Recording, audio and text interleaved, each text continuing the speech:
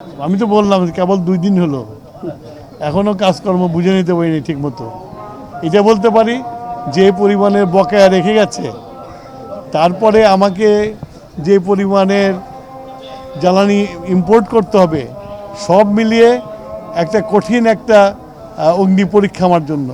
আমি চেষ্টা করছি আপ্রাণ কিভাবে এটাকে ম্যানেজ করে জনগণকে সুফল দেওয়া যায়। না, আমি তো এখন আমার কাছে প্রায়োরিটি এইটাই, এই রোজাটাকে ভালোভাবে চালানো, আর এই সামনে যে কৃষি মৌসুম গ্রীষ্মকাল, এদিকে ট্যাকল দেওয়ার জন্য। এটা খুব ডিফিকাল্ট, বাট আমি চেষ্টা করব প্রাণপণে যা আছে তাই দিয়ে এটাকে ভালোভাবে চালানোর জন্য। আমি চেষ্টা করছি নির্বাচনে দেওয়ার জন্য। এটা তো টেকনিক্যাল জিনিস, দু একটা ফল্ট হতে পারে, তাতে বিদ্যুৎ যেতে পারে, তবে বেশিরভাগ সময় ভালো বিদ্যুৎ থাকবে।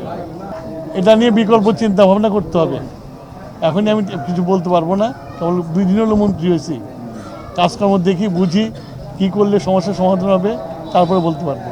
সিরাজগঞ্জবাসী উদ্দেশ্য হলো যে ওনারা আমাকে নির্বাচিত করেছিল, আমি চেষ্টা করব আমার চেষ্টা দিয়ে যেন সিরাজগঞ্জের কিছু ভালো কাজ করে যেতে পারি।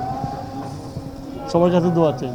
তোমরা বোধহয় ইতিহাস জানো না, শহীদ প্রেসিডেন্ট জিয়াউর রহমানের ক্যাবিনেটে মামা ভাগনা মন্ত্রী ছিল। মামা ছিল কাজী রানা ফুলমন্ত্রী, আর ওনার ভাগনা ছিল ডক্টর ইকবাল মাহমুদ কৃষি প্রতিমন্ত্রী। তো ওনার ছেলের ক্যাবিনেটে আমরা আছি, এটাও নতুন কিছু পুরান জিনিস। কথা বুঝছো? ঠিক আছে।